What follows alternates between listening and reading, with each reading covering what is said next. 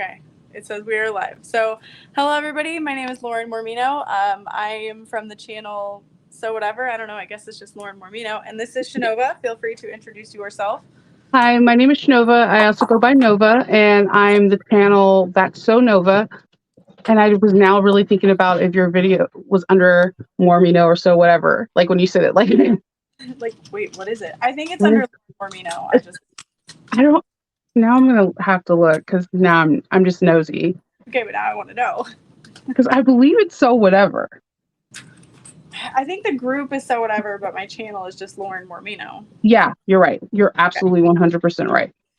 We did it. We figured it out. Okay, what are you working on tonight? I am working on the. I am working on the. Why am I not remembering what I'm working on? Oh, the chubby tote from Sotec. Is it Sotec? So, yeah. SOAT. I always that is the one thing I don't. I always feel like I'm messing up everyone's name, and because my name is really unique, I feel like I should always be mindful and remember how to say everyone's names. Exactly what you mean, yeah. I think it's SOTAC. Sotec. SOTA. I mean, because there's periods in between each. You're right. Yeah, so I don't know. The owner is really lovely though, and very sweet. Yeah, her name is Svetlana, I believe. Yes. She Okay. was really it was when I told her I was like, "Can I make a tutorial for this?" And she's like, "Yes." And I wish you great fortune and great like greatness for your channel. And I was like, "Oh my god, you're amazing." That's so sweet. I am working on Catalina's, which is a pattern from Ora Rosa, and then I'm also working on matching Devon's, which is a SOTAC pattern as well. So like we have a theme at least. Yes, we do. And Catalinas are a great mate. That's one of my favorite patterns from Orosa. I would say my all-time favorite one is the Erica Bowler bag because I feel like it comes together so quickly. Yeah, and it's so versatile. Like, Yes. yeah. I want to try your modifications to it So because I've seen Susie make one and Rosie, and I was like, okay, I need to make one because theirs looked awesome. yeah, those two ladies, I love them so much. Yes. Okay, so basically the theme for tonight, besides SOTAC patterns being amazing, is we both do Comic Cons. Yes. Okay. And then you had mentioned that you get a lot of comments about Comic Cons. Yes, I get questions in reference to like setups, themes, bags, and although I do Comic Cons, I do like mostly East Coast, like Awesome Con and Baltimore Comic Con, and I know you do bigger cons like Dragon Con and C2E2, and I felt like having a different person's perspective on that is very important. Like anyone Yeah. that does New York Comic Con, you can say I want to. If you let me interview, I definitely will because I know that's like one of the biggest in Yeah. San Diego. And San Diego, yeah. And I believe the people that run C2E2 also run New York Comic Con. I don't know how they do it. I don't know how they do it. It's a lot. So when did you first start doing Comic Cons? Gosh, I started doing Comic Cons in like 2015 or 2016. Oh Time is wow. for me. So I don't know 100%, but it has been many years. And I think my biggest years for doing Comic Cons was 2018 and 2019. Yeah, that was a good year for me. Yeah. How long have you been doing Comic Cons? Since 2016. Wow. My first one was a Harry Potter Comic Con. It was only for Harry Potter. Leaky And Con? no. Okay, so there's this really awesome couple that is no longer a couple anymore that hosted a Doctor Who and a Harry Potter Comic Con in Baltimore, Maryland. Okay. And unfortunately, when they were no longer together, they stopped. doing it, but it would have pretty good names. Like there was like 6 doctors at the Doctor Who convention, and they were in the same room as vendors. That's nice. Yeah, so I miss those. They were very personable, like just really nice. That's awesome. What is your, like, if you can remember, what has been your best show to date? Otakon, right after, I think it was 2021. Okay. I was actually really surprised because I was afraid to go to that one because it's mostly anime driven, Yeah. and my anime is not it's not as versatile as everything else. Like like Studio Ghibli and Sailor Moon and and um just very like stuff that's publicized, and I don't know like backstories of stuff like I do in Buffy or something. Gotcha. So I was afraid, but everyone there was really nice and very sweet. And I think that was like my most successful. But that was the one con that I really wish I would have read fully. I did not know that. And you probably, I was going to ask you this for the bigger ones. You had to be there from on Friday from 10 a.m. to 10 p.m. and same with Saturday. Yeah. Yeah. Most of the cons are like until 8 p.m. on Friday and Saturday, and then you know 3 or 4 on Sunday. Hmm. But I was not prepared for like because I was like all ready to pack at 7:45, and I was like, "What? What do you mean I have to stay here till 10?" Yeah, that is one thing with Comic Cons that really frustrates me is some of the hours are not vendor friendly, especially small vendor friendly. Like if you're a bigger company, you might have like 2 shifts of people. That's not so bad. And vendors are who pay for your show. Like, Right? the celebrities make you money, but the people that pay for the space are vendors.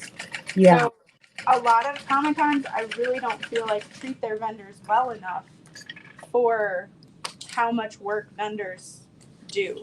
You know what I mean? I 100% agree with you. I also feel like so when I seen Kayla close down the hall for an hour at So Magical, Florida, I like was so appreciative because I know where it is. Like when you're by yourself or you only have a few people and you're just like dying just to get stretch your legs or get a drink of water without Right. talking to someone, and she did a whole hour. I was like, okay, I wish that some of these bigger conventions that are just like take heed of that. Kid, if you did like a hour breakdown or like I don't know, have a special thing for if there's someone that you want to meet Mm-hmm. and you can't walk away from your booth, Right. it would be nice if they had like vendor hours, like before or out, like after for an hour, so you can just lease pay for your consult and just see them. Because there's so many people I've missed because I was mandating my booth by myself. Right. Yeah. It's so hard. Okay. I've got a couple questions I see here. Um, Teresa said, "Did you know that you're not live on your channel, Nova? It should be. I'm gonna I'm double. not. I was not aware of that. Let me check it because we set it up." I know. Oh my god. I think, if I'm not mistaken, I think it's on my daughter's channel, Fox Queen Hope. Oh. My daughter has a small YouTube channel where she does gotcha characters and she draws them. I Oh man. forgot to mention that to you. I apologize. Oh, dang. I thought I hit the right one too. It No, looks. no, no. It's not your. I should have totally mentioned that. I always forget that Hope is underneath one of my sign-in scenes because when I just looked at it, I'm like, why is Hope live with Oh no. Lauren? Well, It's that's like, so cool though, because it even shows up on your channel that it's scheduled. yeah, So I it don't know.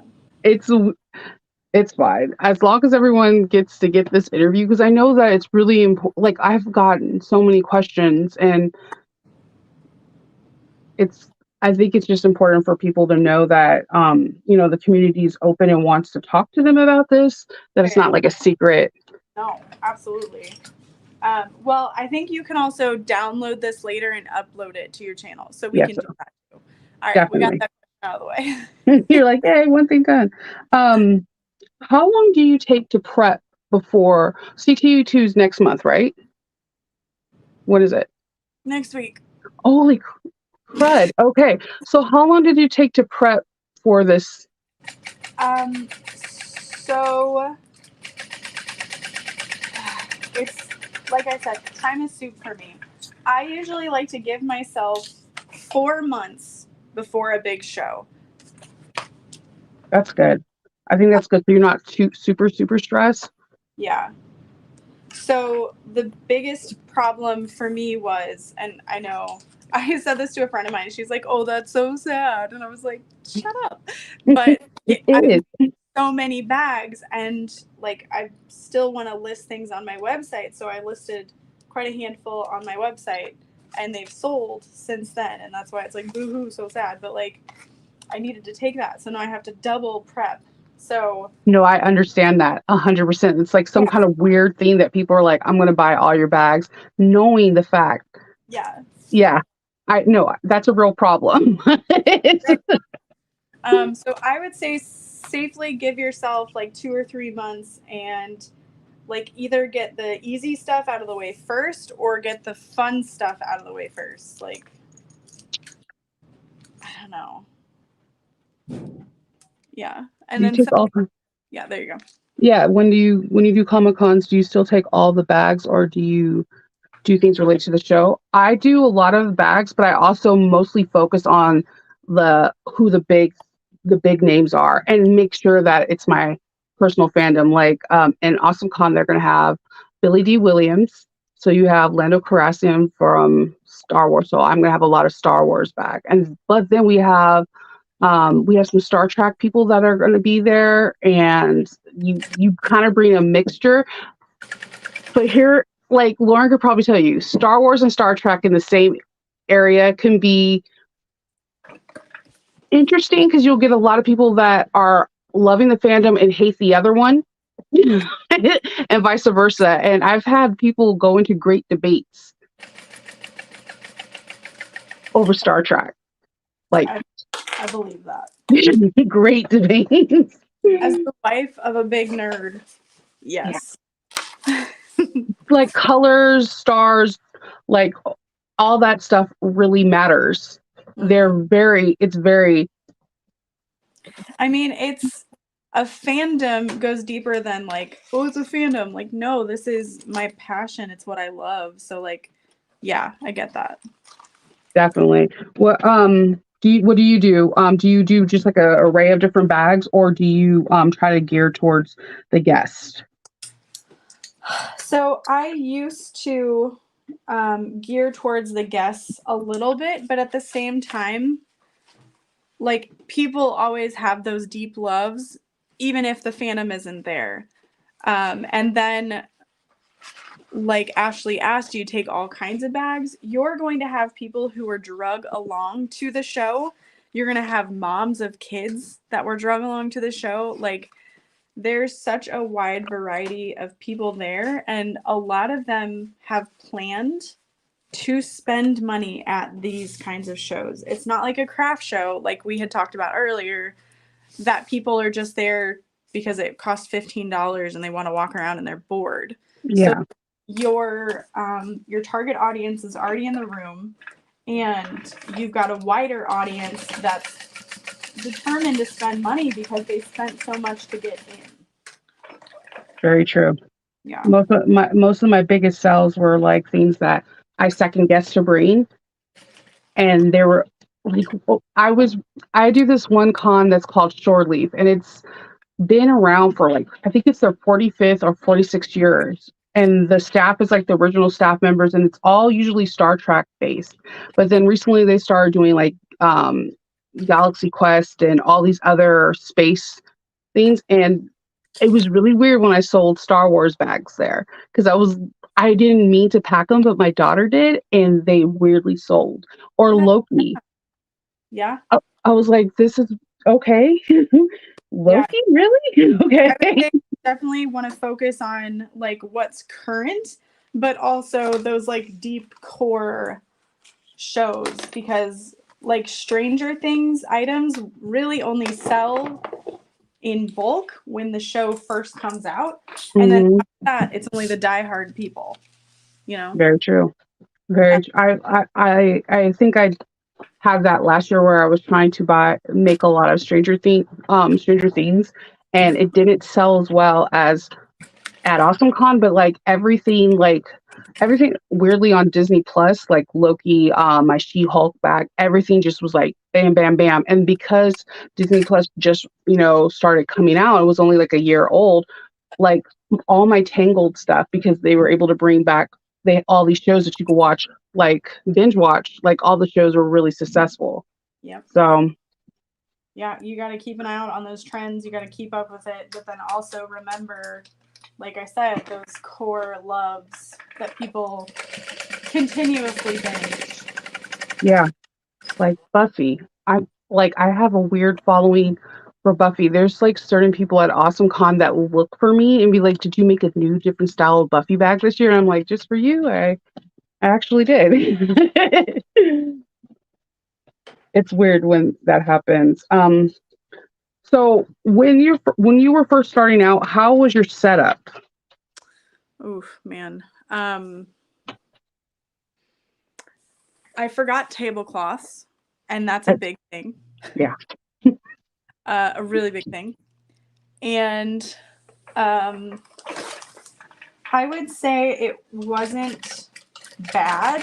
Like, I would really obsess over setup, and like, I would always look at what other people were doing with their setups, and I would mock setup before every show, either in my yard or in my living room, just because, like, I did not want to forget anything. I didn't want, you want to make sure that what you're doing is going to work in the space and look good. I do. I still do mock setups. I still haven't. My my thing is it's evolving every year. Mm-hmm. I started with like just baskets, and now I have the grid walls, and then now I have fairy lights, and then um, there's a sewist called Three Sisters, and she was so sweet. Because we met at a con, and like noticed my work, and I knew her work, and she helped me out with figuring out lights so that there was lights in between the cages, because there are some serious dark spaces at cons. And I'm so still grateful for her. So I feel like my constant struggle is lights, because Yeah. somehow some way I get into that area where like the overhead lights are above my below my table and away, and I'm like, how did I get the darkest, deepest? Okay. Yeah. So, do you use battery powered fairy lights? Do you pay for electricity? I never I've never paid for electricity, but I do the battery powered lights, as Okay. well as, yeah, Hope told us that we're on her channel. Yes. Yes, tell her I apologize. I'm sorry, Hope. Are you gonna switch it over? No, we're not able to switch it over at this We time. have to I stop mean, it. you're not gonna have anybody watching with you. No, we are. Lauren has. Oh, that's sorry. My husband and my child decided she has You a. gotta look out for that. We Absolutely. got. We got. People are on there asking questions. All right, I'm sorry. It's cool. Hi, Lauren. Love you. Bye.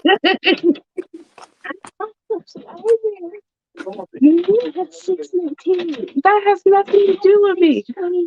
I'm literally lying. I love it. Anyone wants a soon to be 13-year-old?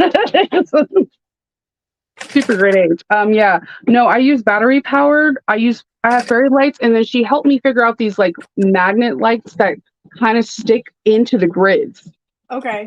And they're like they spotlight down, but I still have it. I will snap pictures at my next convention, and you guys can see. But no, I I was want a to look into those lights because I was just obsessing over the lights last night or like 2 Oh, nights. I'll give you the link so that way you can, if you get it on Amazon, you can get it probably before C2E2. Exactly. That's why I'm like, Yeah, because then like lights are.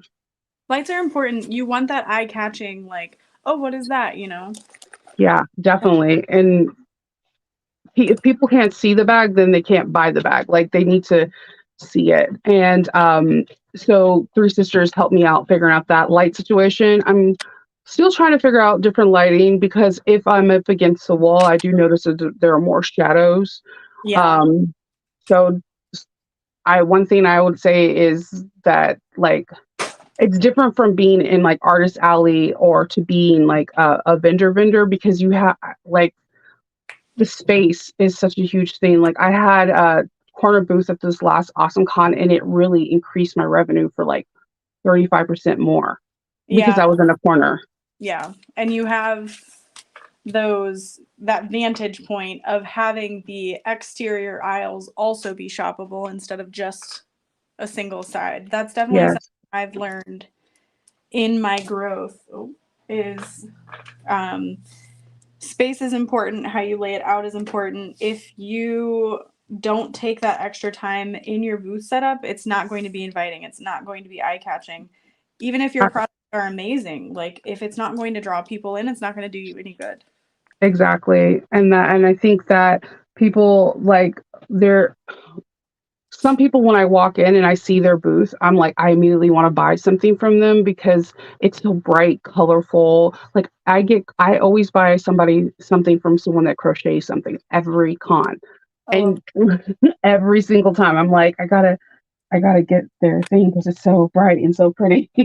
Also, to touch on that, um, if you don't say hi to people, that so many of us struggle with anxiety. So if you look busy and you don't say anything to me, I'm going to think I'm bothering you, and I'm not going Exactly. to have anything, even if I want to. So Exactly. I don't usually make like small talk because again, that can be overwhelming, overstimulating, and frustrating. I usually just say, "Hey, how's it going? Awesome. Just about everything is handmade by me and I design all my fabrics." That's literally my spiel. Like make a spiel, say it to everybody, and hand a card if you can. And I when I first started doing Comic Cons, I started doing with Artist Alley and I would have my friend, her name is Ariel, she's an author, and we would share a booth. Oh, nice. And she said that she liked my sell. Called it a sales tactic, but I don't think it is. I think it's just part of who I am. I can notice something on someone that they like is their precious, and it draws them to the table. Like, oh my god, no one noticed my shirt, or Yeah. and it draws them in. Yeah. I agree. Oh my gosh, Serena said I've actually gotten yelled at for saying hi to a few people. Yes, because a lot of people are coming there, and they could be very introverted, and this is the one time, or the it might be the only one time, but the few or many few times in a year where there's like-minded people that are not there to judge them, that they like the same thing they do, and chances are it's probably one of the talented people that are coming there. So I feel like if you can just say something, anything, or like just saying hi or be present, you're right. Because I had a person beside me that her stuff was amazing, but she never said hi or even looked up, and she didn't make her booth. Mm-hmm. And Yeah. it was you just need to say hi Right. Exactly. or at least look their way. I Right. totally forgot where my freight check is. Or just wave or something. Yeah, just like hi. Yeah. So Teresa asked, "How do you choose what you think will sell well?" You don't. Like it's kind of like told Lauren earlier. It's kind of like sometimes she's doing her last crunch before the show. I notice sometimes either those bags are the first to sell or they don't sell at all, and it could be super frustrating. You don't know. I've had weird like at the Star Trek thing, anything that I made Loki sold, and if someone could please explain that to me, I've been trying to figure that out for a year, and I'm about to go again. It's Like it because made your bags are so incredible. there I like 99% of the bags I make I don't like. Or I'm also a person that sees like the flaws, Right. and that's I was telling somebody else like don't beat yourself up. I promise you everybody in our industry there's something that they don't like. It's true. I just had my friend Brittany over and she made a few bags and she was like, "Ugh, I mess up here and I mess up here." And I was like, I'm looking at that right now and I don't see it. Like, and I've made that bag 40 times. Like, Yeah. I don't see it. So I think having that kind of perspective of like, yes, we are our own worst critics, but Yeah. somebody may not see this flaw. Yeah, very true. Because if we look at designer bags, most of them have flaws in it. I don't know why we have handmade means that there's not going to be imperfections, because Yeah. that's sometimes are the charming parts of the bag. Yeah. And that's just an incredibly high standard that can be so mentally draining. Yeah. Especially when preparing for a show, because you have to take into account if all your items are handmade, you have to pay for your booth space. So Mhm. every single bag you make up until you would break even is just going nowhere. Exactly. Or you could put them up on your shop and magically they sell because you're going to go to a con. Like I get an increase to sell probably like 15 to 20% for the con, but right before the con. But I've realized weirdly for Baltimore Comic Con, people like to buy my bags before I'm there, and then they come to my booth and they're like, "I just bought this on your Etsy," and you're just like, "Okay, you're kind of amazing." So I actually had a lady in Chicago place an order today for a bag and a dress, but sadly one of the dresses is made to order, so it won't be there. But I thought that was so funny. Have Oh you yeah. ever thought about advertising? I have done this before, but like order now, pick up at the show. No, I did that for AwesomeCon because they had all of the cast of Shanghai there. And then so the person I made like this red dragon scale Celine, and I had no idea. I don't know why I didn't think that this person was going there. She came, she took pictures, and then she took pictures and got her bag signed.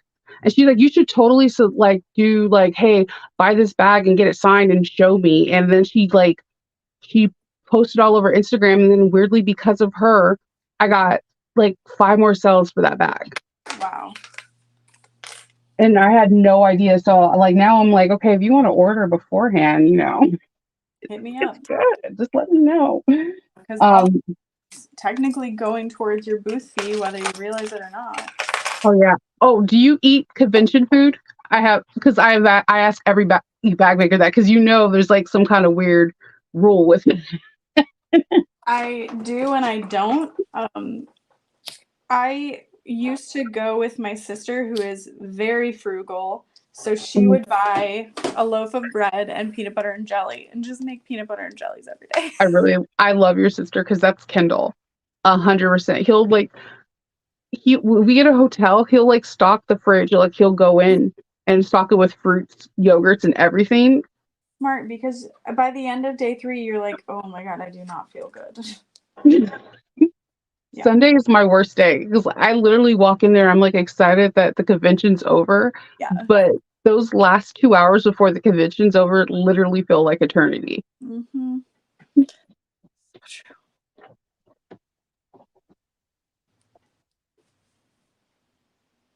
Yeah, no, it is. It's good enough to sell. Trust me. Like, if you ever want a really good pick me up, go into a Coach store and just open the bag. Open the bag. Like, it's a slouchy lining. It's everything that we are told not to do, they have. And I feel like handmade bags are so much better because you have like different people that are like, okay, this is how we increase the seam allowance to make the lining nice and taut, or we're going to modify it to a dual color handle, or let's add a recessed zipper. And we get to do modifications that unfortunately the workers of Coach and Louis Vuitton and all that stuff don't get to do. Yeah. It's a very, very good point. I also like to go to Coach or like Vera Bradley and see what they're having and see how I can make it better. Yes. Literally every time I go to a store, my friend Josie's like, do you want to go look at the bags? And I'm like, Yes. yeah. Like any of my good friends know I'm going to go stock the bags. Heck yeah. Yeah. It's fun. Like I want to always when I see people do like I took apart Louis Vuitton bag. Like there's this guy that I watched that does leather, and he did the estimated value of how much the bag was actually worth, and I was surprised because it's not even worth like a nice hide. I am making the Chubby tote from Sotec. I feel like I'm saying I liked it because there's no zippers, there's no hardware, and I actually want to use this as storage in my room. I have like new shelves that are popping up, and I thought this would be great. And it was funny because after I got the pattern, I realized that she actually has like storage bin pattern. I was like, okay, that's just another pattern I'm gonna buy for my collection. I like storage bins a lot. How many Catalunas do you have made for the show? I just finished 4 the other day, and I have 2 more I'm working on.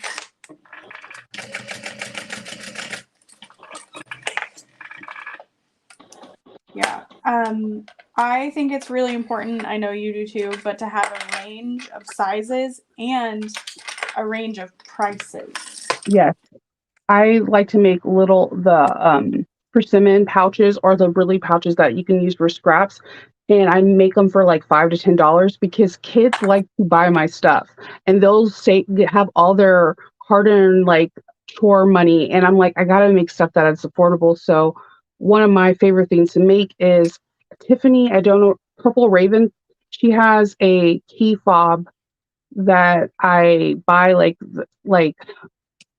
hardware from like or like harvested hardware, and I'll make their keychains in like different like transformers, cars, Roblox, whatever, and kids buy it. And I also do that with the little pouches to make something because a lot of these shows are family friendly, so there's going to be children and they want something and they most likely are not able to afford it because expos are not cheap at all. Mm-hmm.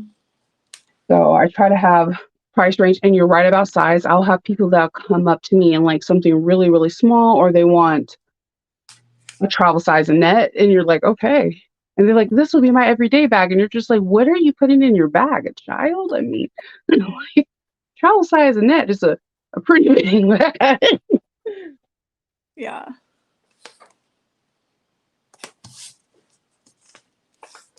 I make bags.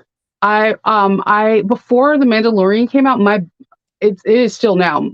I would make the blue Cala messenger bag, or I would make just different messenger bags, and men love it. The Park Sling is a good seller for me for men.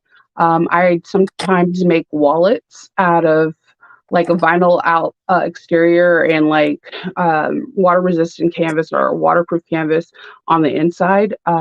Dop kits, pretty much anything a woman can have, a man can have. And then I try to make things that are not that are completely gender fluid. Mm-hmm. Right now, I'm also working on a Ojima. It's this rainbow. Ooh. So I'm going to do something really cool. But yeah, actually get a lot of men traffic or people that present masculine traffic because they like things that I make that are, I don't have a lot of, I have more backpacks than I do have handbags. I think that's my biggest seller. What about you? I have noticed that I am really all over the place, and I'll be honest, I usually don't cater to men.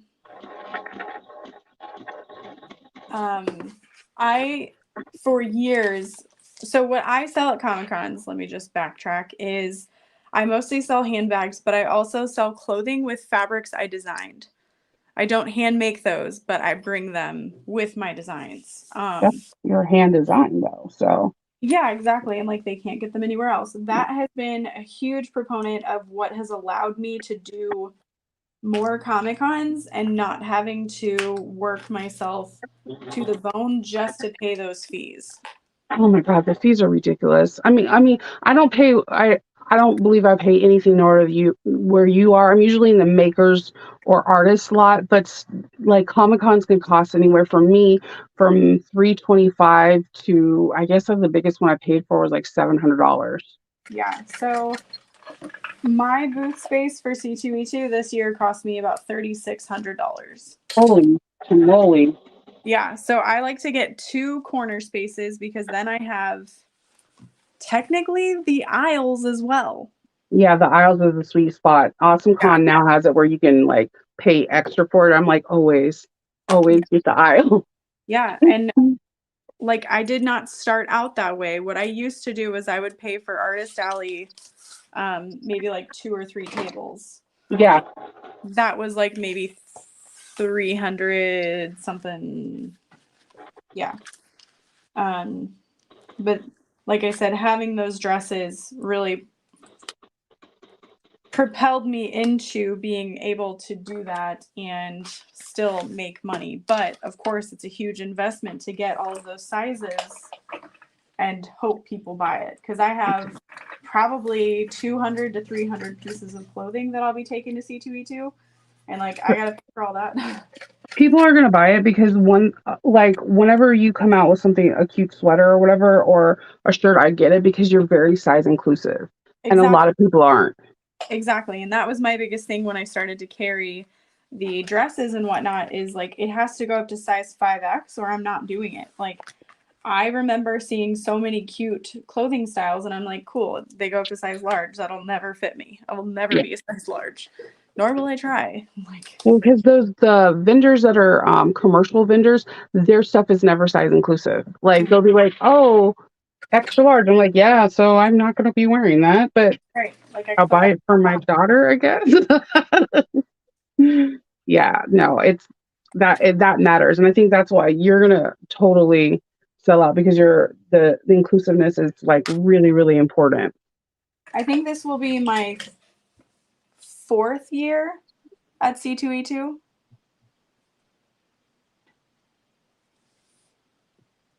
Oh, no, Carrie, you know who Carrie, I'm not gonna get her last name right. She made a Catalina into a sling and for her husband in all gray. I have that like screenshot in my like I want to try to replicate. It was a good one. Carrie Mine, yeah, got her bags are always impeccable and beautiful. Bum bags, any kind of fanny pack for a guy. You know what was a really good seller for me was Lynn's made it's the one that has a double zip. I'm totally gonna draw the name. It's a backpack and it has a very unique shape, like kind of like a tortoise shell. Is it the Linsport? Yeah, there you go. That sold incredibly well for me, especially in any like Dragon Ball Z, any kind of like my husband picked out all the fabrics for that one. All the Mandalorian, like men really gravitated to that one. Very cool. I think it's the shape. It's like it can be masculine or it can be feminine, but like the way it's like rounded and not sharp corners like most handbags. Yeah.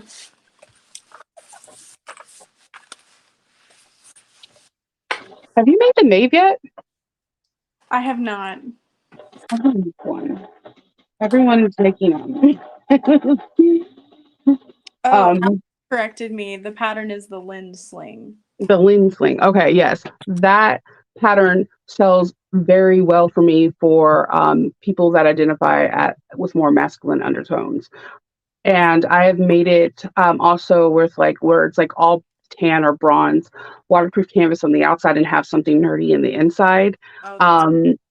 So like that one works really well for me and it's not a long sew. Yeah.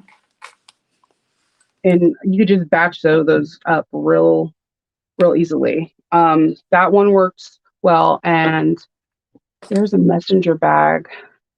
The Dorian cells from Swoon, I make into a messenger bag and I'll have like mesh pockets and I always do like a Mandalorian print or some kind of Star Wars print because it's such a good canvas where you can do a lot of applique and make it look like Darth Vader or a Stormtrooper. Yeah. So on average, what do you charge for your bags? I always feel like I charge a ridiculous amount because I get a lot of people asking me, how do you sell your bags for that amount? I'm like, do I take that as a negative or a positive? It all depends on how much time I put into it. If it has reverse applique, for like a large net, like my Scarlet Witch and the Travelers, One was incredible. those cost like 325 to 350. Okay, good. And people pay. Yeah, because it's truly art, the bags that you're making, and they're extremely one of a kind.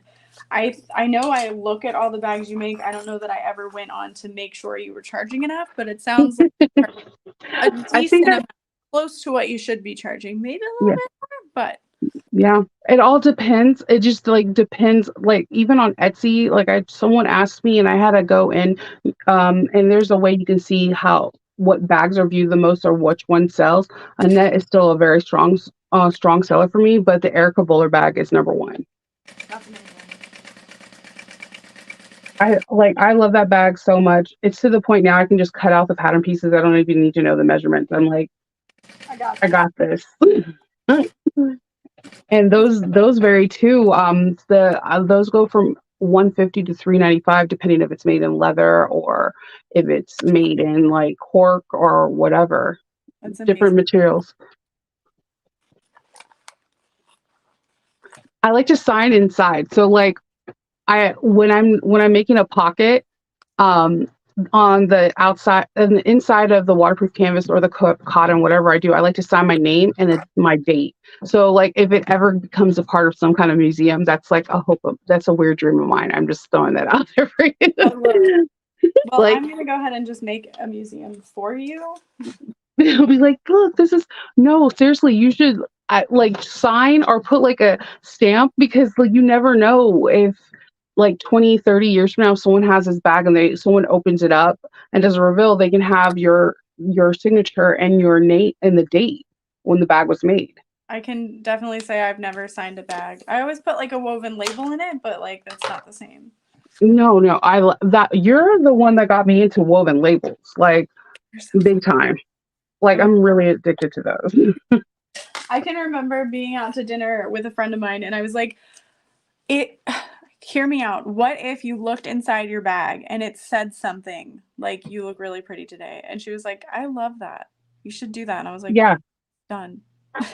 Well, my son personally likes your Rick Roll ones. Like he actually took them and he brought them to school, and instead of saying you got Rick rolled, he would just like passed one to someone, and then he's like, I need my tag back because my mom doesn't know I have it. I was like, okay, simple. I also like if you go onto my Etsy, if you see my Lord of the Ring Erica Bowler is like a really favorite, but the last two ones have your Lord of the Ring tags and they're like shots. Like, I love this bag, look at the detail. And I'm like, Lauren doesn't even know that's her detail of the Lord of the Ring bag. Someone is taking as a picture to put on a review for me. So like you have it's like the little things like that that make all the difference. Like people are just like, it's so different, it's so unique. I couldn't get this from. I actually get people saying that I can never get this from blah blah blah bag company, like a name brand.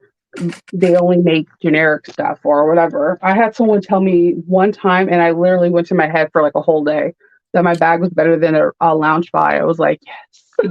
They really are. Lounge buys are really cool, but I don't know. I'm not as in love as some people are. Like I look at them and I go, that is so cute. We can like let's make it. We can make it better. Well, they sometimes they have like most of their average bags are okay, but like they'll come out with one like the Cinderella castle, and there's so much detail, and you're like, I don't even know where to begin. I can't. Right, like they charge 180 maybe for that bag, and I could never. Yes. But yeah, my friend Alex just bought a Tangled lantern one. It's incredible. Love Tangled. Look, I have like my people don't in my room. I have these flowers everywhere. Oh my god.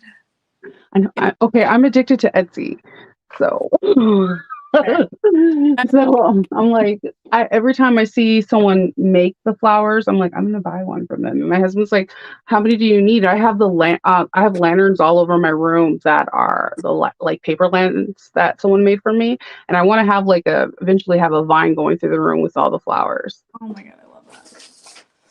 Alex, could you please post Nova's Etsy shop link and her YouTube channel link for It was everybody? it was funny because that was how much I charge for bags was a question that was asked to me a lot at So Magical Texas. I was really intrigued with it because I'm like, I don't know how to tell you that you're worth more than you think you are, I mean, just like that. and just go with it. You'll be surprised. And I actually, my pricing went up actually after I had a conversation with Alexis. Alexis is a owner and designer of Ora Rosa. She's Mhm. like, yeah, charge more. People will always buy. And I was like, Let me try." So I threw out a figure to this guy. And he was like, "Oh, great, yeah, cool. Where do I pay? Do you take Square? Or you take PayPal? What do you want?" And I'm like, "Okay, Yeah, okay, Alexis." right. What is your bag range for you? Like, give an example. Like, your one of your Catalinas. I think anywhere from 85 to like 110. I definitely don't charge enough, but it's also like, what would I pay? Yeah. I grew up in a household where like my mom and my sister bought Louis Vuitton. So like there is a I have a different I'm like, no, people will pay Yeah, for that what. is very different from my upbringing. My parents were yard salers. I mean, they still are like thrifty, frugal. They would never. So, Yeah, yeah, everybody's experience with money is different. And I think that's yeah, important to remember when you're pricing your items too, is like, exactly. yeah, Yeah, what you see, would pay well someone else. my mom and my dad, like my dad is an engineer. My mom didn't work. She was a stay-at-home mom. Appreciate her for that. But they were not the best with money and they were like keeping up with the Joneses. So I seen some things and I'm personally really frugal, but I do believe that you're right. You do have to have different price points. And like I said, I come with stuff that are $5 on my table. Like button cover is a really awesome thing to do because you can make pins for people and they can sell them for $2 to $3, and they may pick up a business card and become a future Yeah. person that buys. And I will come with I have came to Awesome Con with $5 and $3 things and things that cost like 400 and 500. And also there's a couple of people in the back community that go to Baltimore and Awesome Con, and their bags sell more than Louis Vuittons. Yeah. So I started paying attention to I always tell people pay attention to the price point around you, because what you pay in New York is not going to be what you're going to be paying in like Arizona. It Yeah. all like the areas around you is a huge difference too. Very, very true. Yeah. Like I imagine the people that do not Baltimore but like San Diego Comic Con, they're coming to pay because they're in full cosplay that costs thousands of dollars. Right. And if people are willing to pay for like special products, then they're going to want to pay for your bags. True. Because at least my whole spiel is that at least with a bag, you get to cosplay every day. That's really, especially your bags. I actually think really yours too, because one of the things that always intrigued me was your like Bob's Burger and Supernatural. I was like, I don't know anybody else that like these two things at the same time. So I'm pretty excited right now. Yeah, I'm all over the place for sure. No. Okay, so if at your booth, what are the top 5 fandoms you think you have the most of at your booth? I would say right now it would be Supernatural, Doctor Who, Studio Ghibli. I like to do those like Tumblr collages of boys. So I also have like Chris Evans. I have that Pedro Pascal. Yeah, that was a good one. Yeah, it's really varied and all over the place, but I do try to theme it like we chatted about, like with who's going to be attending. Mhm. It's just not always the most fun or possible. Yeah. But like we had talked about earlier, you can't just like you have to like what you are making for. Because people ask questions. That and sometimes like pairings can not make sense. You don't know the fandom. Hmm. Like Star Trek. Yeah. Like maybe the wrong spaceship. Or like the wrong color for like if they're a doctor, or like the wrong, they'll be like, yeah, it's not supposed to be that. Right. I don't like make any of the spaceships for any kind of bags, because I did it one time and I had someone come to my table and explain everything that I did wrong, and I was like, never again. And although I based it off of my wallpaper, because on the wall that I'm facing is nothing but the ships from Star Wars, Yeah. I was like, I'm never doing it. Like, there's some things that I like, just be 100% genuine, like know your fandoms. I And because like I do mostly, I have Star Wars, Star Trek. I have a huge fan following for Supernatural. Like Supernatural, like if you like Supernatural, make a bag. I guarantee you it's going to sell. But if you haven't watched any, when people start asking you questions and you're just like drawing a blank, that can deter somebody from It's true. You're like, purchasing. oh, so you just wanted to make money off of this. It's not something you genuinely enjoy. Yeah, because like I've got question like, "What's your favorite episode?" Or and lines is the Scooby Naturals. I love that episode. And I also like, my favorite scene is when Death comes. Like, he is the coolest character ever. Like, Yeah, he truly is. He was awesome at the convention too. I just recently went in September and I had never seen anything else he's done really, but on the stage he was hilarious. So like it was just such a weird like, whoa, you're not you're that. not as serious. I mean, his character. I think the reason why we like had liked his character in Supernatural is that there was like sarcasm and humor Yeah. behind Death. And like, I guess if you're that kind of, your Death, you got to have some kind of, I mean, I don't, that whole season with the four horsemen is just amazing, because we get introduced to Crowley and all that during that. Yeah. Like, that's just amazing. And they're like, or people will be like, what is the episode you hate the worst? When Bobby dies. Like, I think we went through a lot of deaths, but when Bobby dies, I was like, I'm done. I almost called it quits. I was like, I can't, like, why? And Idiots is the last. No, I remember, like, if we've learned anything, no one's ever really dead. yeah, you can just come back. Exactly. So yeah, just be like, I had a bag with the mark of Cain on it, and I didn't think it was gonna sell. And someone was like, I can't believe you have that. I was like, yeah, I kind of want it as a tattoo, but my husband's like vetoing it right now. He's like, you have to like it for 3 years before you put it on your body. I was like, I like the mark of Cain. And he was like, I just feel like it's dark. And I'm like, watch the show. But yeah, that's my, like, people know. I went I did a My Little Pony convention, and I was only going off of what my girls liked at the time. Big uber mistake. Oh no, because that's not what like the core.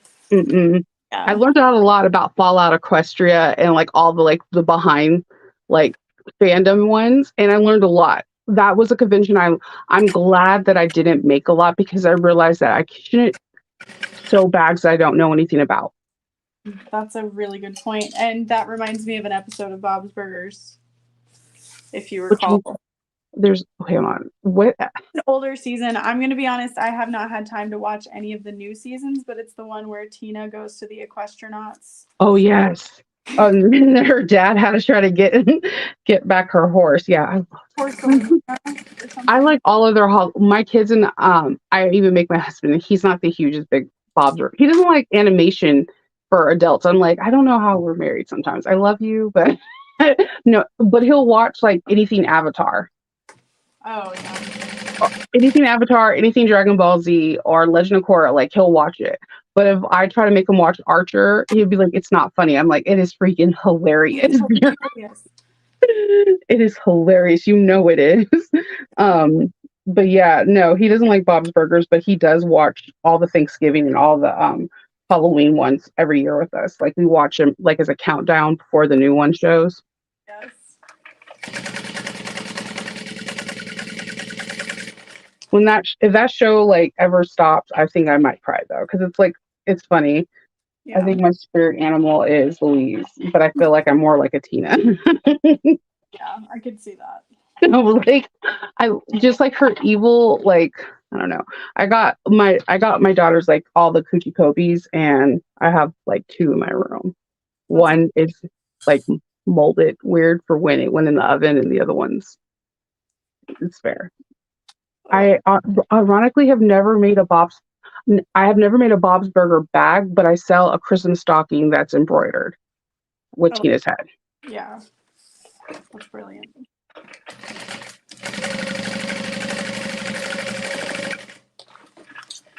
So Terry asked, do you find that bag makers buy bags from each other, or is that a rare thing? I have bag makers buying my bags. Yeah. I have bought bags from other bag makers as well. I think like I would buy a bag, especially if I like a fandom and I don't sew that fandom, Yeah. then I would want to buy it. Like your Pedro one is I guarantee you that's probably gonna be the first one that sells.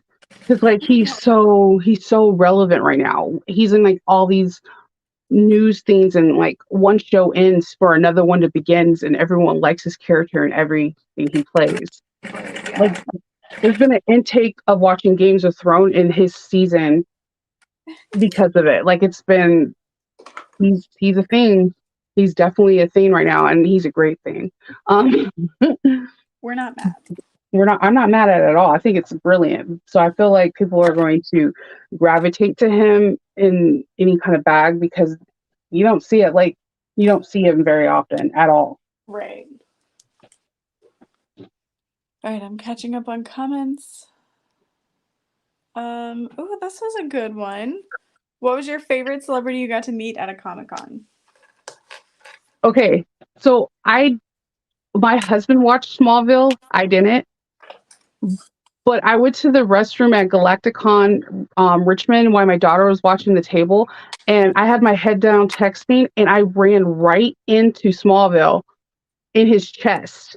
And I backed up. I'm like, "Oh my God, you're Smallville!" And he was like, "Actually," I'm like, "I know you're Superman preteen style." So, but he was my favorite. I ran into him. All my celebrities I've met, it's been by pure accident. Oh wow. Like I wasn't I watched older episodes of Doctor Who, and I had just barely started getting into the 11th Doctor when Kitty came to my table and bought a bag and was like, I like all your bits and bobbins, and I didn't recognize her immediately, and then I was like, holy shit. And the original like Wonder Woman bought my Wonder Woman case at Baltimore Comic Con. Oh wow. Yeah, all pure accidents. You? Cool. My favorite was probably Paul Rudd, but I paid to meet him. I would pay in a heartbeat. He's hilarious. And he Hilarious. doesn't age. No, he was so sweet, and I'm really glad that like I bought a ticket for him early because by the end of the day I saw the photo ops and he's like, I don't know how they do that. Could never. I don't know. But I went up to him and I'm like, hi, it's so nice to meet you. I'm so sorry if I stink. Because like I've been working this whole time and like I'm really sweaty. I couldn't remember if I put on deodorant. And he goes, oh no, you're fine. If anybody stinks, I stink. I just got off an airplane. And I was like, you're so funny. You're so funny. You're amazing. I secretly have I have a crush on celebrities that make me laugh. Like I don't like I have I have a crush on Jack Black. I'm gonna just say it. There's something about him. I don't know what it is. The fact that he can sing and then make you laugh while he's singing, it's like I don't know. And I also have this thing where like comedians, I think all secretly wanted to be singers because they all sound really good when they sing. That's fair. Like I have a crush on Adam Sandler still, so I don't know what's wrong. I don't know what's wrong with me. Oh. Like my husband won't watch Jumanji because he's like, I know you're attracted to The Rock and you're attracted to Jack Black, so this is a very awkward situation. It's gonna get weird real fast. I'm like, this is everything. Comedic. Oh, I'm not attracted to Kevin Hart, but I like how funny he is. Yeah.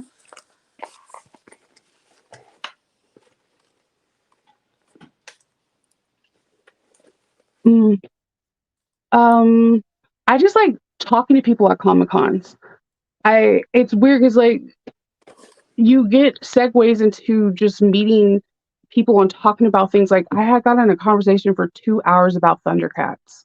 Oh my god. Literally don't even know how I got there. And it's just like-minded nerdy people being nerdy together Yeah. in a safe space. And I like making cosplay clothes, and it's always fun to watch other people like cosplay, and it's just like I don't know, it's a beautiful thing seeing people using their creativity and their art to make it come to life. And most of these people that cosplay are leaps and bounds better than the people that actually design the costumes on set. I could see that. Yeah. You? What's your favorite? I would say that my favorite sorry, I'm catching up on comments. Was I think John Barrowman. Oh, he was walking around the show floor at a Chicago Comic-Con. Wizard World is what it was called. It's something different now. I think it's Fan Expo. And we were like, "Oh my god, John, we have a photo op with you later. We were gonna bring a dress for you to wear with us. What size would you like?" Right. And he goes, "Well, let me see the dress because I'm not dressing up to be a woman, so it has to be something I like." But he ended up liking the dress, and then he came back after the photo op. He came back to buy the dress. I guess he thought maybe we would try to sell it, saying he wore it, and we were like, "Oh no, that's." But it was just purely for us. Yeah, something he kind of had to do for a contract or something. I don't know. But then he bought like 2 more, and I've seen him wear the dresses, which was really cool. That is a great story. And yes, the yellow fever one was a great episode.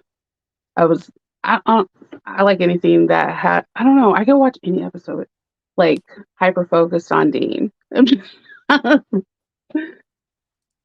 That's true. Yeah, I think Paul Rudd is a lot of people's boyfriend and he doesn't know. And I also want to know his skincare regimen and how he doesn't age. I think he's a vampire. Him and Pharrell have joined some cult. I don't know. Because like when you really think about how old Paul Rudd is and like movies aspect, like Clueless and stuff, you're just like, how do you look the same? What sorcery do you do? Nice person and not worrying about anything. It could be the whole laughter thing too. Like I don't know. He's really funny too. And there's just something with dark hair and like those eyes. It's just amazing. Yeah. And I actually like some of his serious movies too. That always throws me off when an actor does a serious movie and then you're like, I actually really like this. Yeah.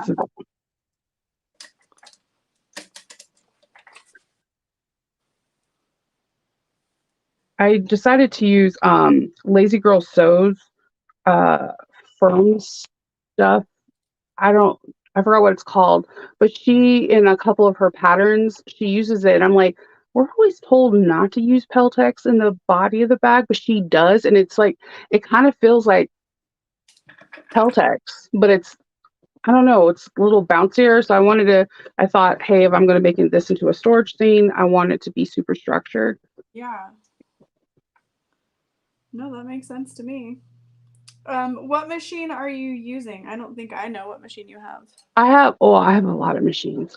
Every time I did a Comic-Con, I would buy a new machine in cash. That was kind of I'm machined out now. This one is the 1541S. The one that I normally people see me in my videos is the 5550. It's like the QVP Mini, except yeah, the feet and everything are the exact same.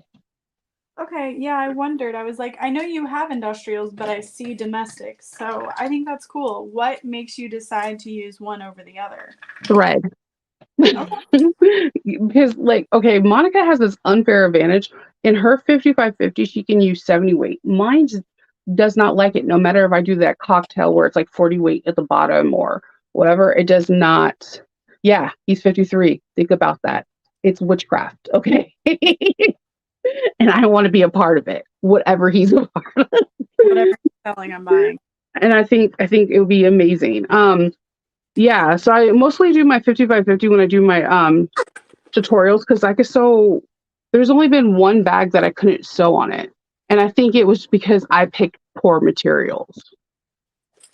It was the hitchhiker, so that's when I started just doing it exclusively on the 5550, and then I do have a 1341S. I just need to move the clutter that's right there in front of it. So That's fair.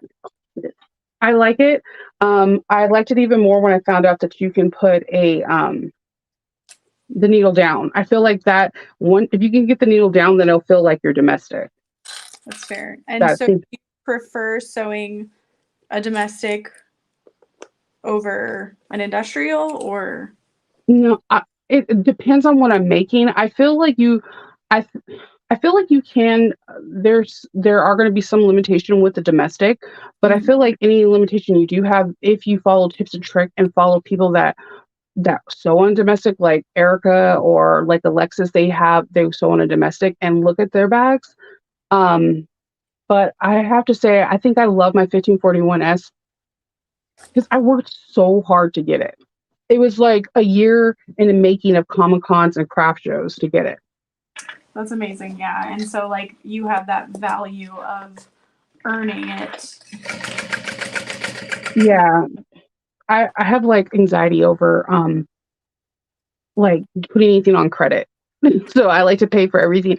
I mean, when I pay, like I save, and it took a while to get. I made all the bags I sold for my first 2 years at conventions were made on either Rocketeer or my Bernina. And I think that I think that anybody can make anything, especially if your mind is put to it. Like there's nothing that could stop you. I love that. I don't feel that way, but I'm so glad you do. I don't have the patience, and I'm not putting myself through that. Yeah, but I think like when I'm doing like, I don't know, like I can't, after I got the 1341, the 1541 and the 1341, I never think I'm going to make my Scarlet Witch bag on the 5550 or a domestic again. Cause I know this is going to sound weird. I don't know if anybody else says this, but I like industrial because thicker thread. I like the way it looks. Yeah. The minute that I seen Sam at Texas, I was like, "Do you have 90 weight and 120 weight and the two something?" He was like, "Yes." And he brought it. I paid for it. He brought it to me the next day. Oh. I love thicker weight. Yeah. My bucket list to meet. I would love to meet Adam Sandler's, but I think that he would totally call security on me. I feel the same way about The Rock and Idris Elba. I'm just going to let you know. Like, Oh my God, yeah, that's fair. I think they'll love Idris Elba. Cupcake. He's a beautiful man. And he does voice acting. I'm just saying, like, Disney owns him. Like, really think about how many Disney movies he has. Mm-hmm. And he owns that, so like, really, he's winning. Yeah, he is. I feel the same way about Thor. I actually feel that way about almost all the Avengers. I think that I might freak out if I seen Scarlett Johansson or Scarlet Witch. Yeah. That's fair. What about who's your top person you would like to meet? It's really bad because I've met so many. But like, I've been to so many Comic Cons. I have met so many. We used to kind of make it like a treat to get a photo because it was just like, you know what? We worked really hard. We earned it. We're going to be here. When will we see them again? That kind of thing. Exactly. I'm gonna have to think about it. Have you met the Winchesters? I haven't. I feel like I wouldn't be able to. Yeah, because I've been to a Supernatural Comic-Con twice. I just found out about those 2 years ago. Yeah, they're so fun. They're expensive, but like it's everybody there for the same exact thing, so it's like so magical expo sized. Yeah. So I love personal like that's why I was sad about the Harry Potter and the Doctor Who when it's personalized and it's just off of one genre. Yeah. It's a beautiful thing. Yeah. You could even look into vending at the Supernatural Comic Cons. It's kind of difficult. You have to go through some hoops, but those people are there to buy, and it's such a small room. You know what was really weird? I found out from Star Trek and Oh yeah, because the it's Star the same company. yeah, the Star Trek convention, you can buy a licensing for your fabric.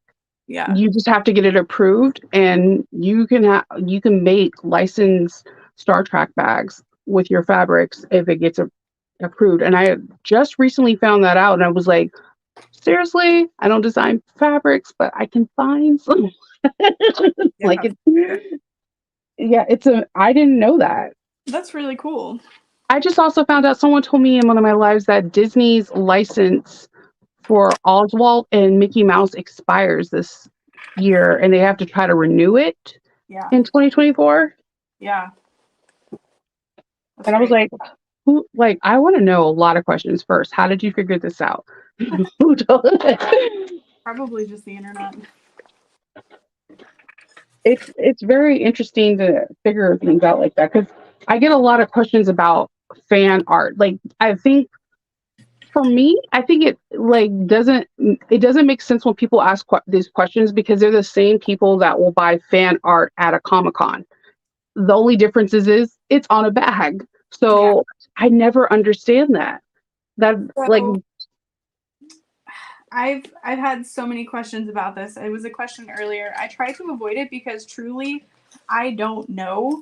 But what I do know is when you're trying to sell something with their name, it's copyright infringement if you think about it. You know? Like it is. You don't own that, so you can't. Yeah.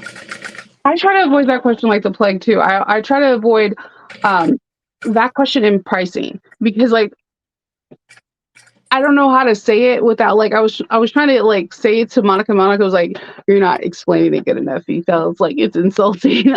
When you try to explain to someone that if I make a bag, if it takes me 8 hours to make a bag and it takes you 2 hours, should it be a price different because it took me longer or it took you shorter amount of time? I feel like that's a weird, it'll get weird because are you saying mine's value is less if I spend less time on it or is increased more because I spent more time on it? So that's the reason why I don't answer it. Yeah, that's fair. So the time thing, I don't necessarily think if it took you less time that you should charge less because you're paying for the years that it took you. Exactly. Where it took you less time. You're paying for the skill that you developed over time. So I agree with you. Yeah. That's because the question was brought up because somebody was asking me what is the average time for me to make the Erica bowler bag. I'm like, from cut to finish or sewing? Because I could finish the Erica bowler in 60 minutes, 90 minutes, and I'm done.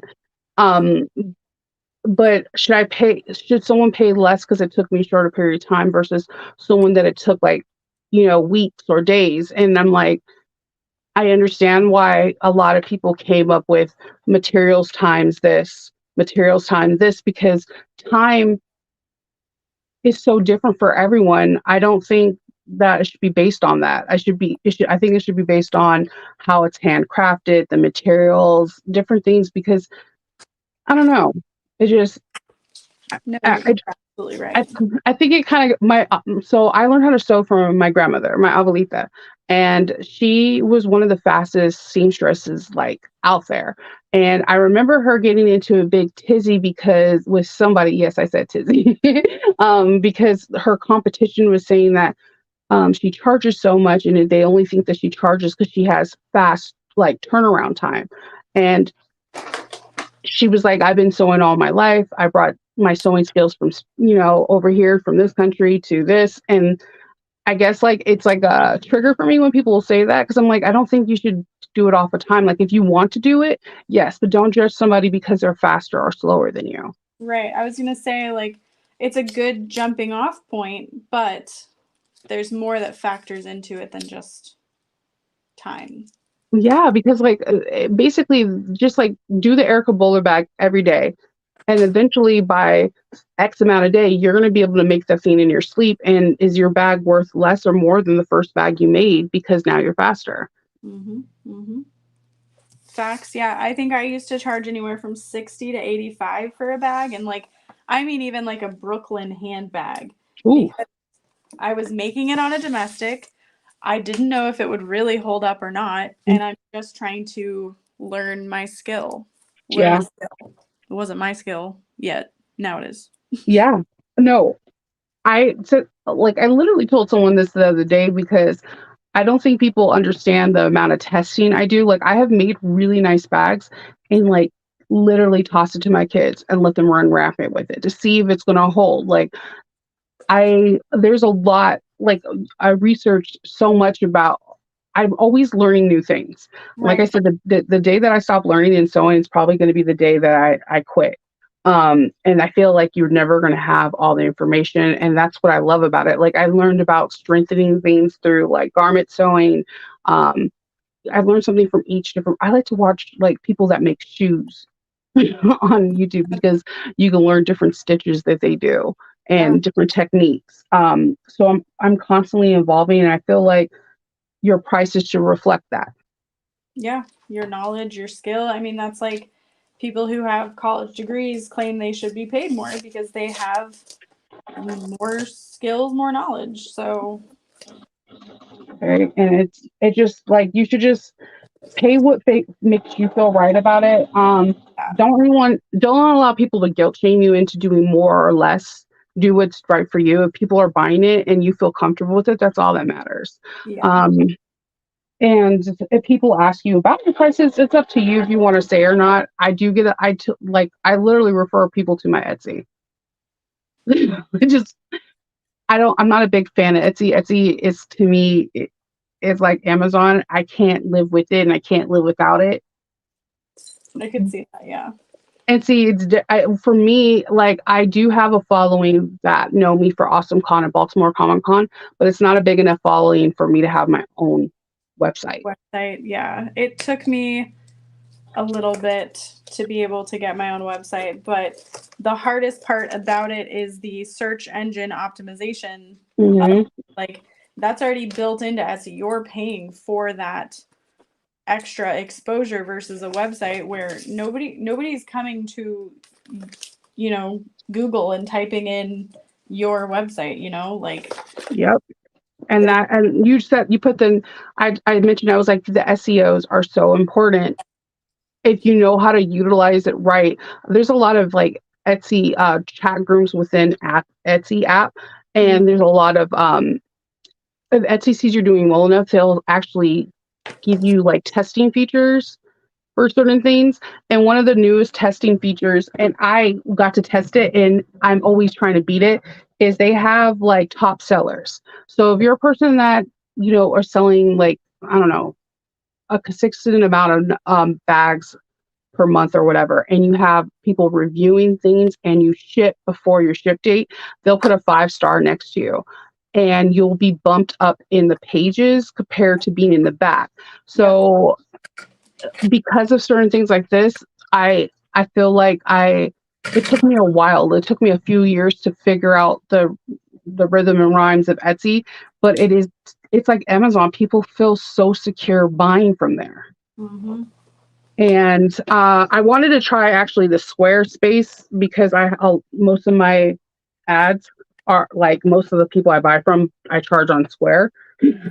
So it keeps all their information, their emails and everything. When they hit yes, you can email me. And I do send out mass like emails once in a blue moon, like during like the holidays or whatever. And they immediately, these people go from Square and the first thing they hit me up is on Etsy. Yeah. So is Square and Squarespace together? Years ago, I had a Squarespace website, but it was not good.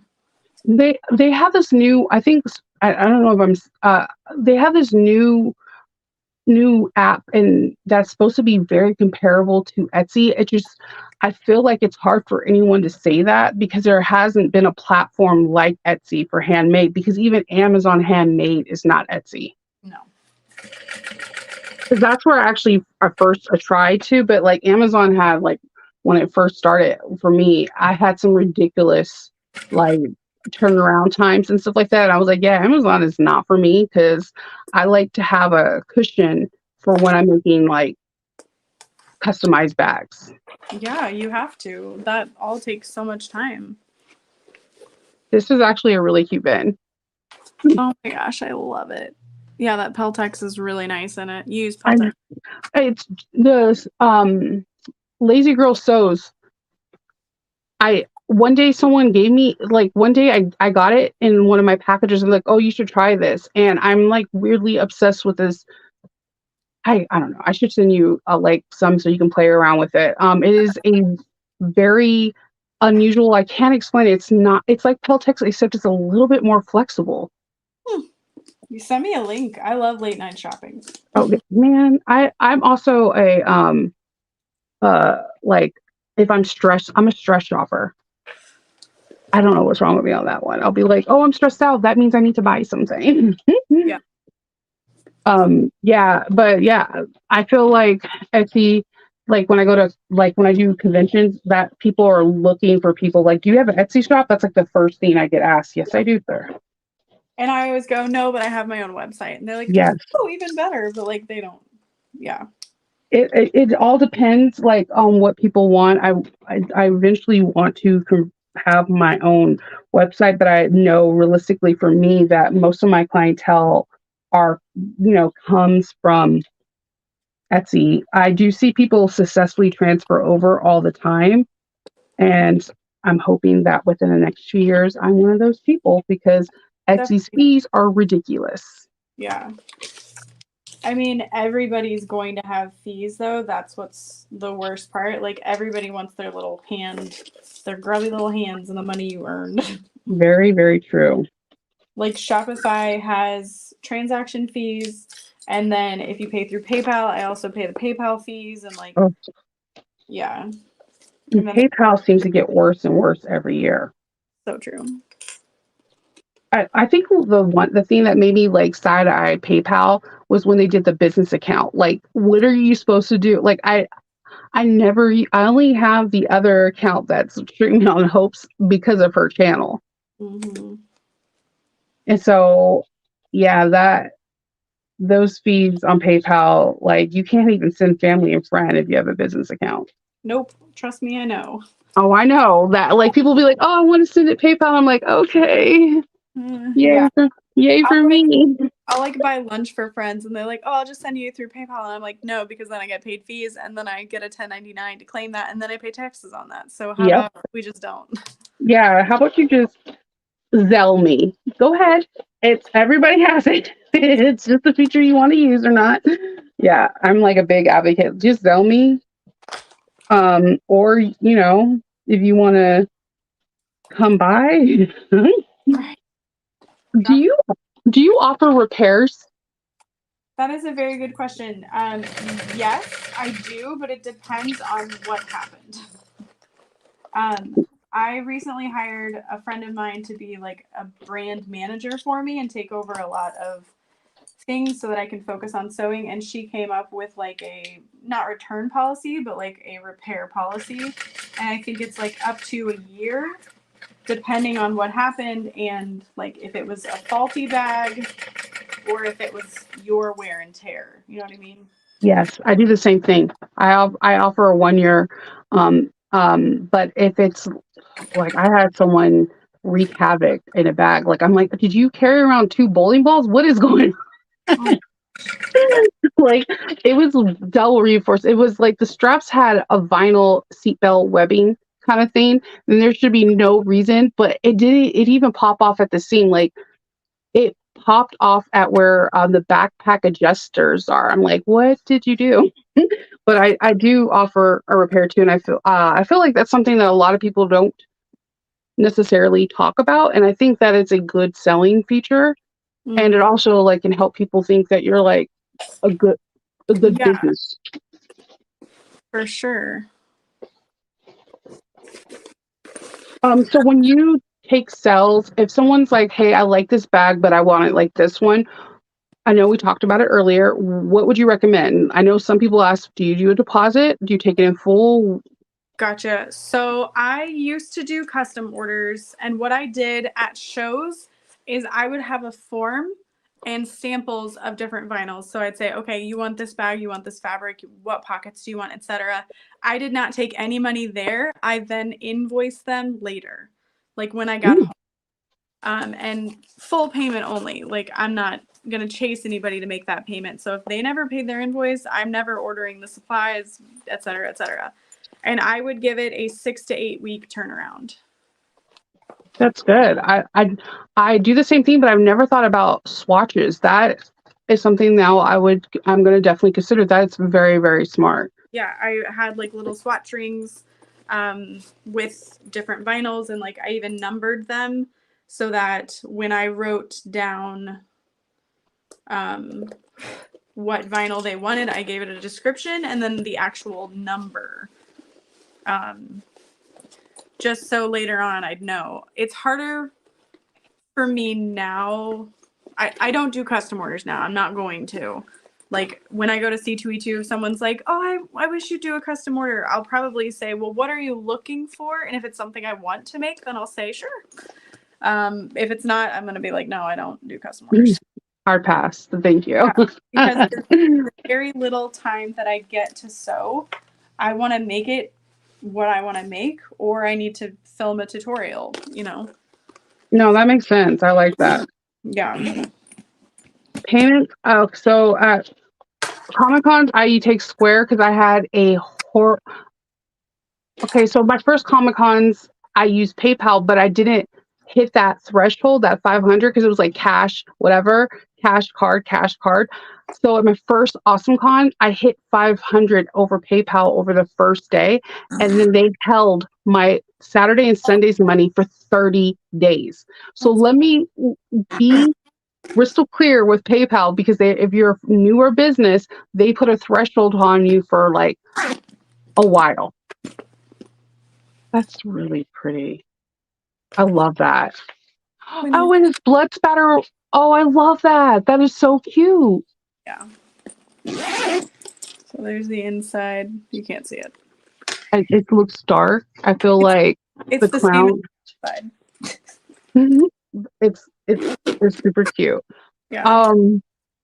Oh yeah. If you're at a convention, one tip I would recommend is 1, bring a measuring tape. 2, bring a flashlight. So if someone's looking inside the bag and they can't see it because it's like not the best lighting, you can be like, oh look. That's genius. You know what I always forget? Scissors. I have scissors in I have a show bag that has like everything I'm gonna need. Scissors is definitely in there because there's gonna be people that are like, can I just cut this tag off? Or like, yeah, sure. Hold on.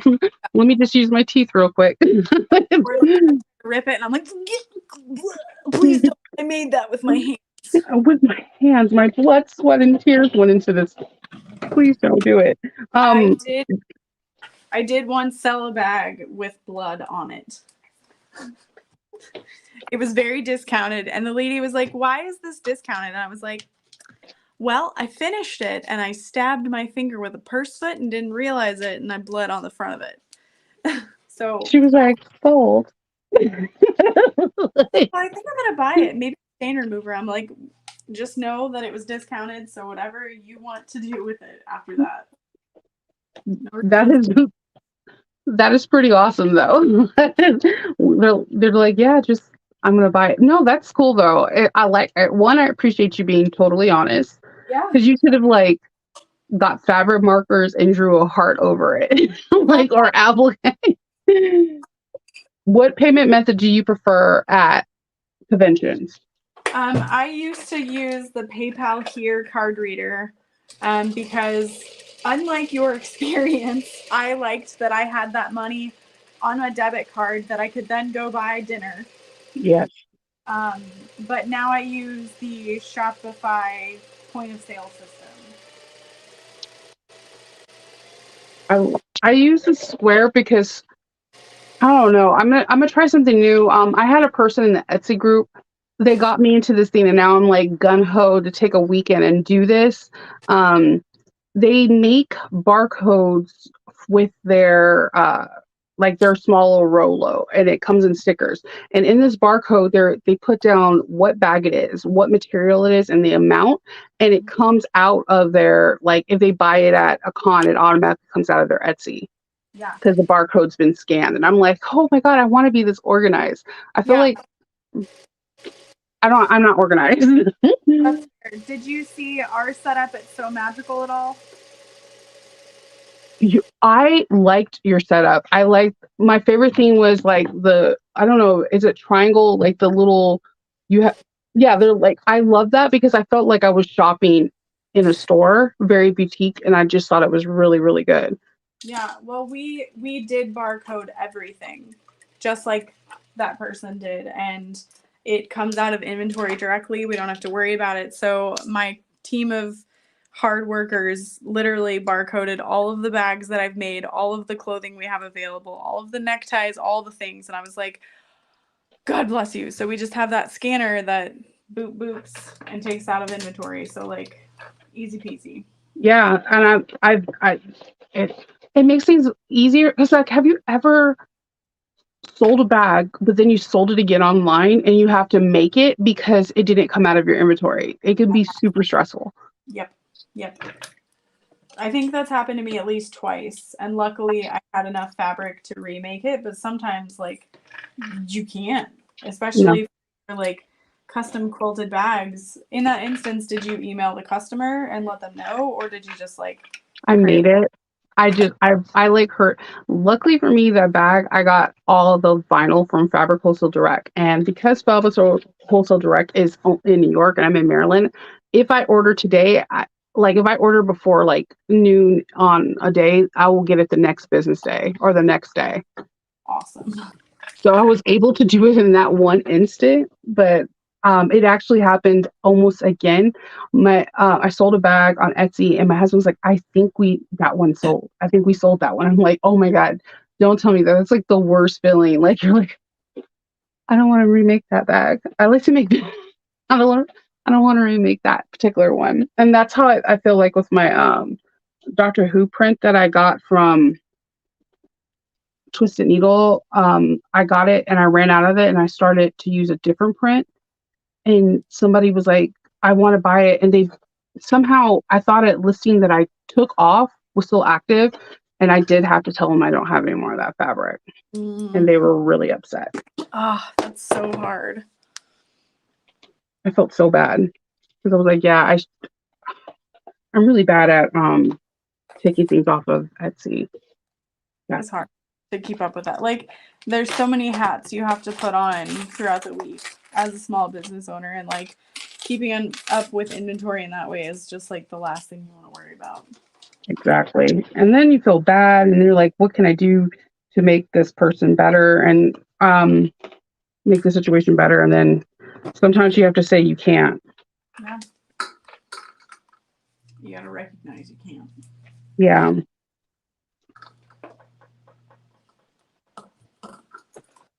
Someone asked, have you ever had anything stolen from you at a con? And if so, what would you do to prevent it in the future?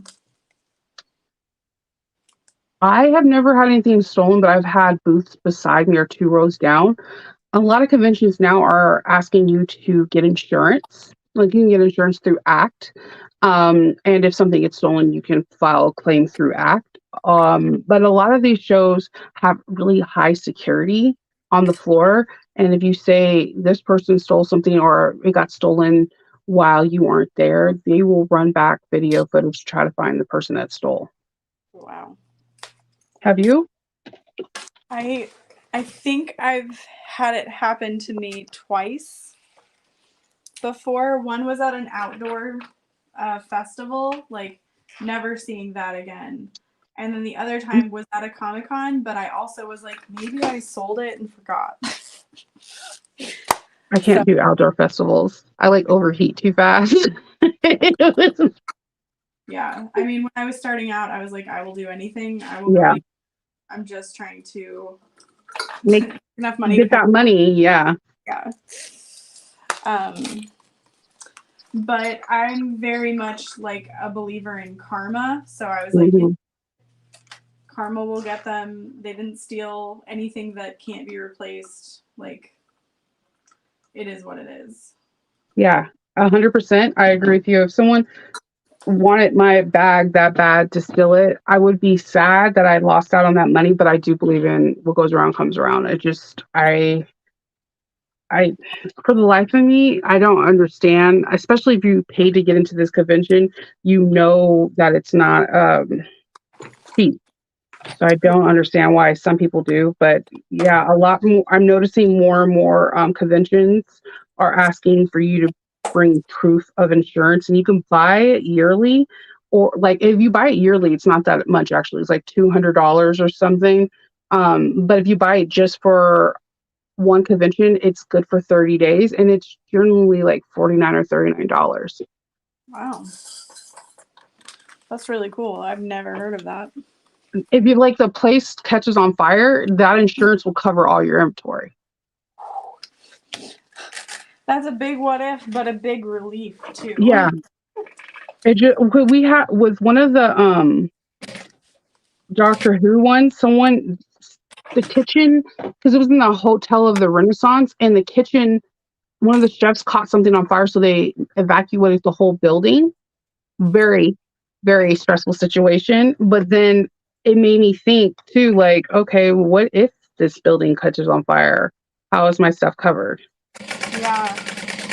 That so totally random, but not at a Planet Comic-Con I went to. Like, I heard a husband and wife like arguing about something, and then like 10 minutes later, I just heard glass crash. Their setup was not stable, and like half of the inventory they brought was broken. Oh my gosh. And it was like hand painted glasses. Oh, I would be devastated. Like, Yeah. I was like, I gotta walk away. Like, I want to help, but like, it's been awkward already, and I just can't. like, I want to help you, but yeah, there's a lot of awkward moments that sometimes happens. Yeah. Yeah.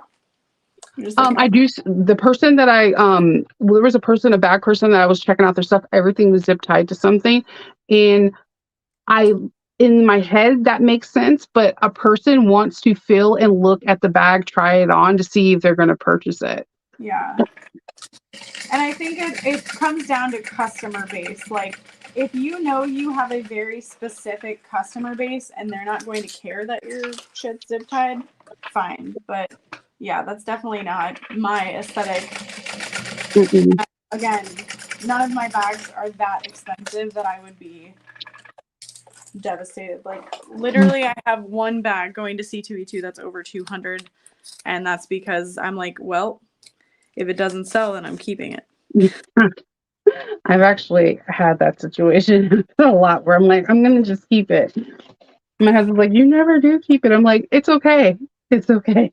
But it's sold at a price that I'm okay with letting it go. Yeah. I would I remember the first convention that I used to put away all my stuff every night, and then someone was like, why are you doing that? And I was like, well, what if someone takes it? And they're like, no one's allowed on the floor.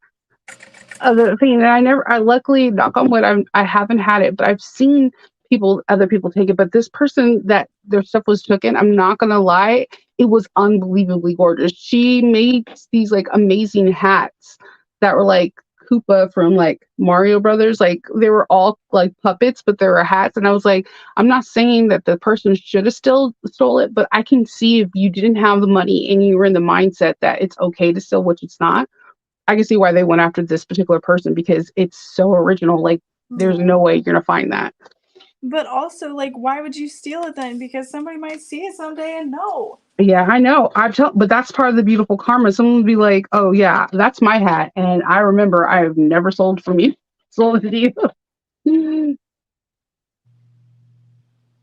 you ever have people that come back from like a previous year and like, I bought my bag from you last year. Look, this is it, and I want to buy another one. That's the best feeling. Yeah, truly. I've taken a very large break from Comic Cons, and I've had people message me like, oh, I love my stuff so much and I just want to buy more. Are you going to be at any shows? And I'm like, no, but you can shop online. But it's different when you're in person and it's that impulse. But I've had a lot of people commenting on my recent post, and they're like, oh my God, I'm so excited to come and buy a bag from you. And there was one girl who literally bought like 5 bags over the course of the weekend, and by the end of it I was like, can you just take this one? Like, I can't take any more of your money. You're the sweetest. And like, she wouldn't. Thank you. Exactly. So she wouldn't allow that. She was like, no, you, like, please, I love your stuff so much, I want to give you my money. And I was like, okay. Are you So sure? Okay. I had one of my friends hide a zipper pouch in the purse. That is so sweet, though. Give her something. She's the cutest. Oh yeah, I love when people follow you. I think that is just it feels good that like the artwork that you're putting out there is getting appreciated. Yeah, exactly. And like, yeah, it's just such a fulfilling feeling. 100%. Someone said, so if you're selling a bag for 150, do you have clients that roll their eyes and say it's too expensive? Yeah. Absolutely. Yeah. That's not your That's not your customer. Yeah. There's gonna be naysayers if you sold something for $20. They're like, oh, my mom can make that. Then you can go to your mom. She's amazing. You should pay her. You should pay your mom more. I'm sure you've had this too. You've had people that like will wait till Sunday and be like, okay, but will you take $50 off? Yeah, don't do it. No. Don't like that is do not do that. And only trade with other vendors if you really are interested in that stuff, and don't feel like, okay, they're a vendor, I'm just going to do this. No, only if it's something you both mutually want. Because I fell victim to that, because I feel I'm like a people pleaser, and I'll be like, okay, and I know I'm never going to use these fairy wings, but sure. Yeah. I'm never going to. I have a lot of tiaras that I've never used before. I just want to throw that out there. And there's one that I do want to wear, but it's probably going to be once in a lifetime. So like that's something that you need to get familiar with, is that if other people see your bags that are vending, they will say like, do you do trades? And if you're open to it, then that's awesome. But if you're not, don't be afraid to say no. Oh, yeah. But you can offer like a vendor discount. Like I do that sometimes. I'll be like 5 or 10% off of a vendor. If there are people that I trade with. Like if you're anybody that has any kind of tumblers or like handmade dice, I don't know what it is. I'll just be like, yeah, let's trade. Let's do some trading. Absolutely. It depends on what it is. And I always trade for art. I love art. I have so much fandom art throughout my whole entire room. I will always do that. But the first year I was there, I literally got pressured from someone with jewelry, and I have like a really sensitivity to a lot of jewelry. Oh no. And it was like an experience, and the person next to me was like, yeah, it's okay to say no. And I'm like, I know, but I don't want to hurt anyone's feelings. Yeah. And it is kind of like a double-edged sword. Like if you are in that community and you see those vendors a lot, sometimes it's nice to just like build a community off of that. But sometimes it's like, I genuinely don't need this. I'm so sorry. Yeah. Yeah. And it's okay to just say, Yeah. Set a boundary. Yeah, I think that's important. Also, what would you tell? Other in your con kits, what do you have in there? You would tell somebody else who's starting off to put in there? Ibuprofen, lotion, hand sanitizer, Sharpie. Chapstick. Definitely chapstick. Maybe a granola bar, some kind of snack because you might get hangry or lightheaded. I get hungry. So much. I usually bring like a thing of bagels because they're easy to eat, they don't make a mess, and like they fill you up. Yeah, that's But I smart. love bread, so that's me. I love bread though too. Bread. Yeah, Um, you can eat bread. I think of what else. Extra price tags Hmm. in case one falls off. Scissors, a screwdriver. But that's because my setup has No, screwdriver. That's actually really smart. yeah. Really, Um, really smart. I think, like you said, a flashlight is a really good idea. I gotta remember scissors. I keep trying to say I'm gonna buy some like crafty ones that go around your neck, but Be I careful have, with security with that. I have like, yeah, you Usually, I would. put that in my show bag because as a vendor, you don't really go through a lot of security, so they're not going to Very be true. like, "We got what are you doing with them scissors?" Like, Mhm. I don't know yet. If somebody acts up, maybe I'll cut them. But I plan on cutting with these scissors. yeah, Uh, Granola bar is a good one. My husband always puts peanuts and like fruit.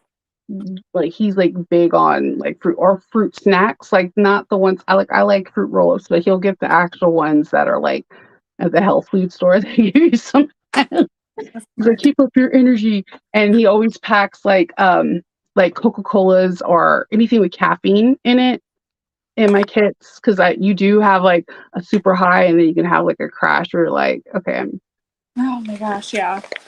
After and peeling for so long, it's just like my face. yeah, no, I can't do like this. I don't want to see anybody. Yeah.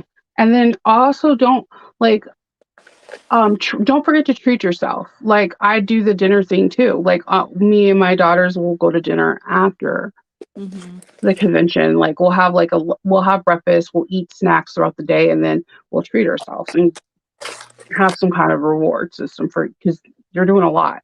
It's so much, and like you're literally there to sell yourself. Like Yeah, yeah, it's that's draining. what that's literally what you're doing. I never really thought of it that way, but yeah, And that's one of the reasons I stopped doing craft shows is like, this is not my demographic. Why am I sitting here explaining what I do to someone who goes, oh, I like, can make this. okay, like, okay, sure, do, I don't know. But it's just so hard when you're, and I can, I don't know, like, and you can tell when people don't care. I usually get a lot of, oh, good for you. And I'm just like, Yeah, please move on. I'm not please here for condescension. Like go you to the next. Yeah, next booth, please. No, I kind of started. I like to do the Christmas craft shows because I really love making Christmas stockings. I don't know why. I haven't.